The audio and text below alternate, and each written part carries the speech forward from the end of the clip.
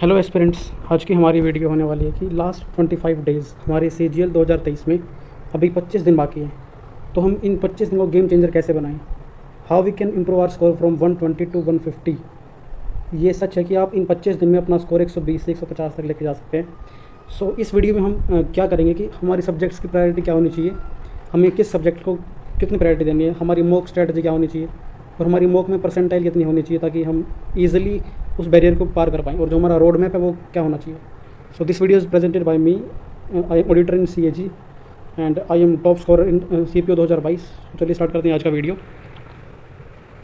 सो सबसे पहले मैं आपको बता दूं कि जो ये स्ट्रेटजी मैं आपको बताने वाला हूँ, इसे फॉलो करके मैंने कंसिस्टेंटली 4-5 बार 170 प्लस स्कोर किया है। So you can rely on this strategy. So आप सबसे पहले जो हमें अपने पूरे दिन को 10 आवर्स डेली करना है, हमें 10 hours for 25 days. So approximately आपको 240 डेज़ हैं आपके पास अप्रोक्सीमेटली, क्योंकि कभी कभार हमारा 10 की जगह 8 भी होगा, कभी 7 भी होगा, तो अबाउट हमारे पास 240 आवर्स के आसपास हैं। सो इंग्लिश में आपको क्या करना है कि जो आपको 2 आवर्स इंग्लिश करना है, 2 आवर्स में आपको 45 मिनट्स वोकैब, 45 मिनट्स रूल जो भी आपके क्लास नोट्स हैं, और कॉम्प्रिहेंशन के लिए आप जो चैप्टर टेस्ट आते हैं PQRS और क्लोज टेस्ट वो आप कर सकते हैं। और वोकैब में हमें आजकल जो देखने को मिलता है कि जो ईडियम्स हैं वो आजकल नए आ रहे हैं, तो इसके लिए आप एक ब्लैक बुक की समरी कराते हैं, देसी पढ़ाकू चैनल है यूट्यूब पे, आप वहाँ से कर सकते हैं इसको कवर। और वोकैब के लिए आप PY के ऊपर ज़्यादा फोकस करें, ईडियम्स को छोड़ के हमारे मोस्टली ये अपने वोकैब PY की बेस्ड ही आती है। और आपको जो 4 ऑप्शंस होते हैं, मैं आपको बार बार बोलता हूँ कि जो हमारे 4 ऑप्शंस होते हैं उसको आप थोरोली करें, तभी आपकी जो वोकैब वो बहुत अच्छी हो जाएगी और आप वोकैब में अपने मार्क्स क्लोज नहीं करेंगे। देन रूल्स आपको क्लास नोट्स से करने हैं, जो भी आपने क्लास नोट्स किए हों, चाहे वो अपना प्लिंथ वाली बुक हो, चाहे फिर अपना जयदीप सर हो, कोई भी जो अपनी क्लास नोट्स की वो आपको रिवाइज़ करने हैं बार बार। कॉम्प्रिहेंशन के लिए मैंने आपको बताया कि चैप्टर टेस्ट करने, PQRS और क्लोज टेस्ट। देन GK को आप 2 आवर्स देंगे। 2 आवर्स में हमें 30 minutes for static GK। Static GK की बहुत वेटेज आजकल हमारे music, dances, festivals, sports, awards, ये बहुत पूछे जा रहे हैं। इसके लिए आप परचम क्लासेस की देख सकते हैं, और वहाँ से जैसे ही आप उसको कवर करेंगे सेम डे आपको उसका रिवीजन करना है, क्योंकि ये बहुत टिपिकल एरिया है स्टैटिक वाला, जिसमें खासकर जो हमारा म्यूज़िक है, म्यूज़िक में घरानाज, डांसेस, ये बहुत कॉम्प्लिकेटेड टॉपिक्स होते हैं और ये आप बहुत जल्दी भूलते हैं। तो इसके लिए आपको सेम डे रिवीजन करना है परचम क्लासेस से, जो आप नोट्स तैयार करेंगे।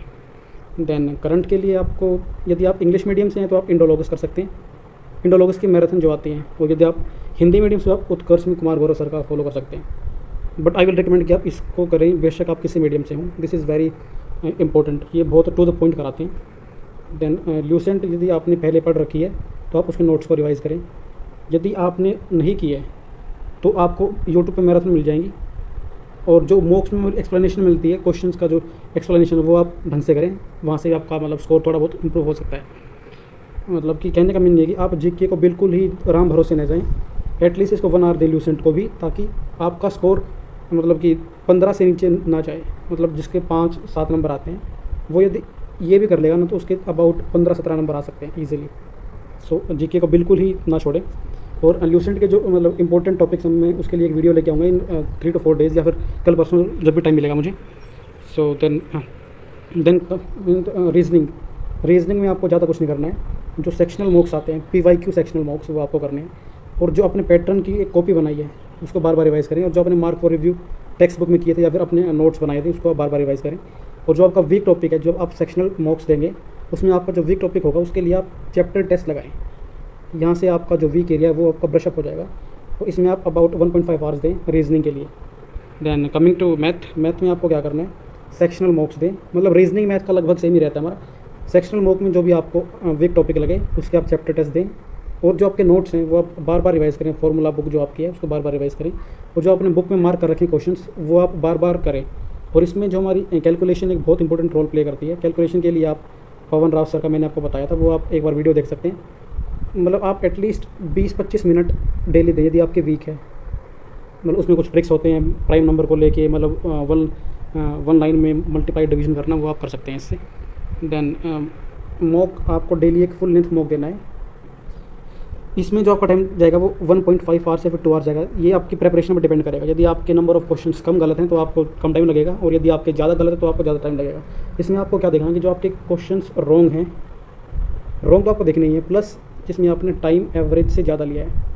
आपको इन दोनों पे फोकस करना है और इनको आप मार्क पर रिव्यू करें और इसको मतलब कुछ 2-3 दिन बाद 4 दिन बाद जब भी आपको टाइम लगे उसके बाद गो थ्रू हो जाए उससे, ताकि आपके जो वीक टॉपिक है वो आपके माइंड में सेट हो जाएंगे। देन लास्ट 1 आवर, ये बहुत क्रूशियल है इस टाइम पे जब हमारे ओनली 25 डेज़ बाकी हैं।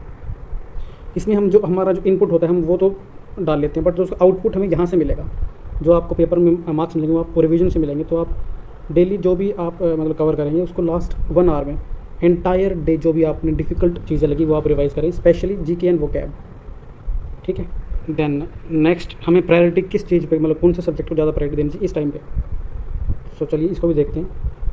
यदि आपका इंग्लिश में स्कोर 25 से 30 40 इस रेंज में आ रहा है तो आप इंग्लिश को ज़्यादा प्रेफरेंस दें, क्योंकि इंग्लिश में क्या है कि जो हमारा स्कोप है वो बहुत ज़्यादा है एज़ कम्पेयर टू हमारा मैथ और reasoning.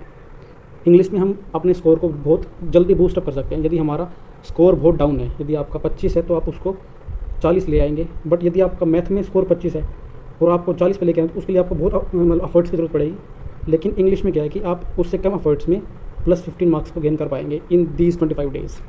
So in that sense आप इंग्लिश पर ज़्यादा फोकस करें। यदि आपका स्कोर डाउन है 25-30 मार्क्स है तो आप इंग्लिश पर ज़्यादा फोकस करें। यदि आपका जीके में 5-15 इस रेंज में है तो आप यहाँ भी थोड़ा फोकस करें, जो आपके स्टैटिक पोर्शन है, करंट पोर्शन है और जो आपका PYQ पे एक्सप्लेनेशन है। यदि आप इन 3 चीज़ों को भी ध्यान में रखेंगे ना तो आपका स्कोर 20 के अराउंड आ जाएगा ईजिली, और आप थोड़ा सा और एफर्ट डालेंगे तो आपका ये 30 तक भी पहुँच सकता है। आपने यदि पहले कुछ इसमें टाइम डिवोट किया हो तो ये 30 तक आप लेके जा सकते हैं स्कोर। यदि आप ऊपर वाले दोनों सब्जेक्ट्स में कंफर्टेबल हैं, कंफर्टेबल मीन्स कि आपके इंग्लिश में 45 के अराउंड आ रहा है, सो मतलब 42-45, 42 से 45, और यहाँ पे आपका स्कोर 25 मार्क्स के अराउंड है, तो आप इन 2 पे फोकस करें। इनमें आपको 45+ लेके आएँ यदि आप इन दोनों सब्जेक्ट्स में कंफर्टेबल हैं तो। सो यदि आपको इन दोनों में भी प्रेफरेंस देनी है तो आप रीजनिंग को ज़्यादा प्रेफरेंस दें, क्योंकि रीजनिंग में स्कोर इंप्रूव करना थोड़ा सा ईजी है एज़ कम्पेयर टू हमारा maths. So this was about our priority, हमें किस सब्जेक्ट को प्रायोरिटी देनी है। देन कमिंग टू ये हमारा मॉक अटेम्प्टिंग स्ट्रेटजी, मॉक हमें किस तरह अटेम्प्ट करना है, कितने राउंड्स में करना है, कौन सा सब्जेक्ट पहले करना है, ये सारे क्वेश्चंस आपको इस पेज पे मिलेंगे। सो चलिए स्टार्ट करते हैं इसको भी। आपको सबसे पहले इंग्लिश करनी है, इंग्लिश देन जीके। इंग्लिश आपको 8 से 9 मिनट में करनी है। यदि आपकी तैयारी अच्छी है तो आप 8 से 9 मिनट में कर लेंगे। देन जीके 5 से 6 मिनट। इसमें तो हमारा मतलब एक राउंड में काम चलता है, यदि आपको आता तो आता, ना तो फिर आप उसको मतलब थोड़ा सा उसमें गैस वर्क लगा सकते हैं, नहीं तो आपको वो मतलब छोड़ने पड़ता है। तो आपको इन 8 से 9 मिनट में 22 से 23 क्वेश्चन करने हैं, और इसमें आपके नेट मतलब यहाँ पे एक्यूरेसी आपकी मतलब ठीक होनी चाहिए। अबाउट आपके 21 क्वेश्चन यहाँ पे आपको स्कोर करने हैं नेट करेक्ट। जीएस में आपको 16 से 18 क्वेश्चन अटैम्प्ट करने हैं। ब्लाइंड गैसेस से को अवॉइड करें, आपके अराउंड 12 से 13 क्वेश्चन यहाँ पे ठीक होने चाहिए। तो ये हमारा अबाउट 34 क्वेश्चन हमें यहाँ से ठीक करने हैं। Then coming to reasoning, reasoning में आपको 17 से 18 क्वेश्चन करने हैं, सॉरी 17 से 18 मिनट में 23-24 क्वेश्चन करने हैं आपको। देन 25 से 26 मिनट में आपको 23-24 इसमें करना, तो यहाँ पे हमें 45 के अराउंड करने हैं। तो आपको 88 क्वेश्चन अटैम्प्ट हो जाएंगे इससे, और आपका जो नेट करेक्ट होना चाहिए वो अराउंड 78 होना चाहिए। तो इसमें हम मान सकते हैं कि इसको हम फॉलो करके 150+ स्कोर ईजिली लेके आ सकते हैं। हमें एक्यूरेसी पे ज़्यादा फोकस करना है, खासकर अपना जीएस में। Then coming to how to attempt the mock, तो आपको क्या करना है कि जीएस आपको 1 गो में करनी है। ये 1 की सेकंड गो हो सकती है यदि आपके पास लास्ट में आपका पूरा पेपर हो चुका है और आपके पास खाली जीएस बाकी है, तो आप सेकंड राउंड ले सकते हैं। और फर्स्ट राउंड में आप मार्क फॉर रिव्यू करें, यदि आपको किसी में डाउट हो तो उसको मार्क फॉर रिव्यू करें। यदि लास्ट में टाइम बचता है तो आप उसको मतलब ठीक कर सकते हैं बाद में। एंड नो ब्लाइंड गैसेस, यहाँ पे सबसे ज़्यादा जो हमारा फियर होता है वो एक्यूरेसी का होता है। यहाँ पे हमारी एक्यूरेसी कभी कभार 40-50% तक भी चली जाती है, और हमें क्या होता है कि जो हमें बेनिफिट इससे कुछ नहीं मिलता है, हम रादर हम और डाउन जाते हैं उससे। सो देन इंग्लिश तो आपको 2 राउंड में करनी है। फर्स्ट राउंड में आपको क्या करना है, जो हमारे सिंपल क्वेश्चन आते हैं वो कैब, एरर, इंप्रूवमेंट, ये आपको फर्स्ट गो में करने हैं। और सेकंड गो में आपको कॉम्प्रीहेंशन, क्लोज और मतलब ये PQRS और क्लोज टेस्ट करना है। इसमें आपको थोड़ा सा मतलब इन दोनों में आपको थोड़ा सा टाइम देना है। आप पीसफुली होके मतलब इसको अटैम्प्ट करें, ताकि आपको बार बार वो चीज़ रीड ना करनी पड़े।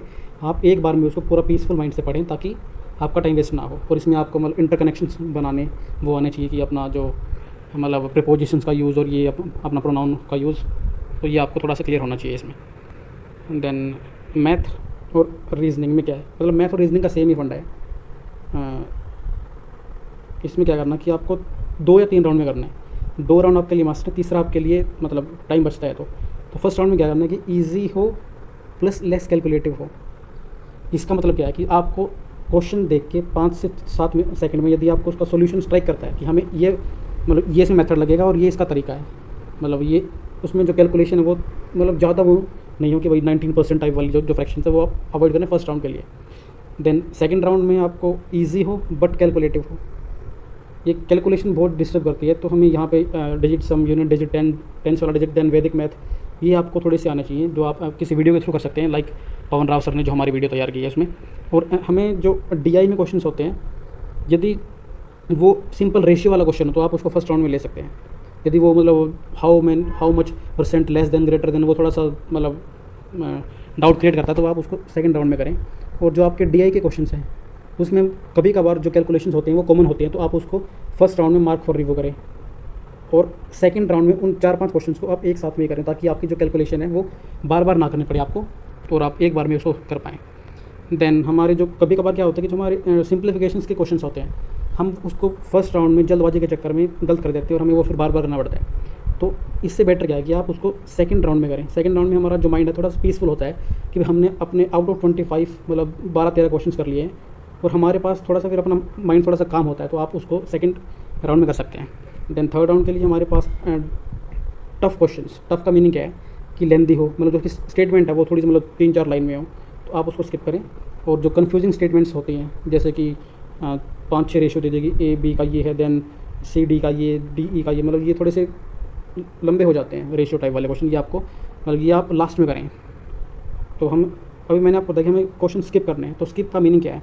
तो स्किप में हमें क्या ध्यान रखना है कि यदि आपकी स्टेटमेंट लेंदी हो, जैसे हमारे प्रॉफिट लॉस अपना बोर्ड एंड स्ट्रीम टाइप के क्वेश्चन में बहुत लेंदी स्टेटमेंट होती है, तो आपको फर्स्ट राउंड में वो बिल्कुल भी नहीं करना, आपको उसको देखते स्किप करना है। देन कैलकुलेटिव में क्या है कि जैसे अपना 19%, 49%, 39%, मतलब जो हमारी प्रॉपर फ्रैक्शंस ना हो, लाइक हमारा 3/5 इस टाइप में कुछ फ्रैक्शन ना हो, तो आप उसको अवॉइड करते हैं for the first round.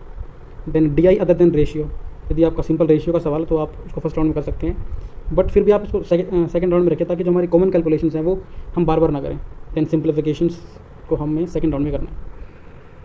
Then यदि आपके पास लास्ट में 4-5 मिनट बाकी हैं, आपका पूरा टेस्ट हो गया है, तो मैंने आपको बोला था कि जो आपको जो GK में आपने अटैम्प्ट कम किए हैं, तो वहाँ पे आप मतलब कि थोड़ा बहुत डॉट्स को मिला के कुछ आपको याद आता हो कुछ, तो आप उसको एक बार कर सकते हैं। और जो आपने मार्क फॉर रिव्यू किए हैं, चाहे वो अपने रीजनिंग में किया हो, इंग्लिश में किया हो, आप उसको एक बार गो थ्रू कर सकते हैं। और कभी कभार क्या होता है कि जो हमारा स्टेट ऑफ माइंड है वो कुछ टाइम बाद चेंज हो जाता है। यदि मान लो कि आपको अभी आप एक क्वेश्चन को बार बार करेंगे, हमें 15x4 हम उसको बार बार 40 लिख रहे हैं, यदि आपको उसी टाइम उसको बार बार करेंगे तो आपके माइंड में वो सेम 40 आएगा। यदि आप उसको 5-7 मिनट बाद करेंगे तो आपका वो 15x4 आपका 60 आ जाएगा। तो ये स्टेट ऑफ माइंड में बहुत डिपेंड करता है कि कभी कभार क्या होता है कि जो हमारा हम फर्स्ट गो में उसको बार बार गलत कर रहे हैं, मतलब हमने फर्स्ट में गलत किया, देन सेकंड में गलत किया, तो आप उसको स्किप करके 4-5 मिनट बाद आप उस क्वेश्चन को दोबारा करें, तो आपका जो स्टेट ऑफ माइंड है वो चेंज होगा और आपको कोई नई टेक्निक, कोई नया फॉर्मूला आपको याद आ सकता है। तो एक क्वेश्चन के पीछे न पड़े, आपका स्टेट ऑफ माइंड बहुत डिपेंड करता है। और यदि उस टाइम पे आपका माइंड कुछ और मतलब आउटपुट दे रहा है, तो वो आपको मतलब उसका टाइम वेस्ट कराएगा आपका। देन मॉक आपको कौन से देने इस टाइम पे?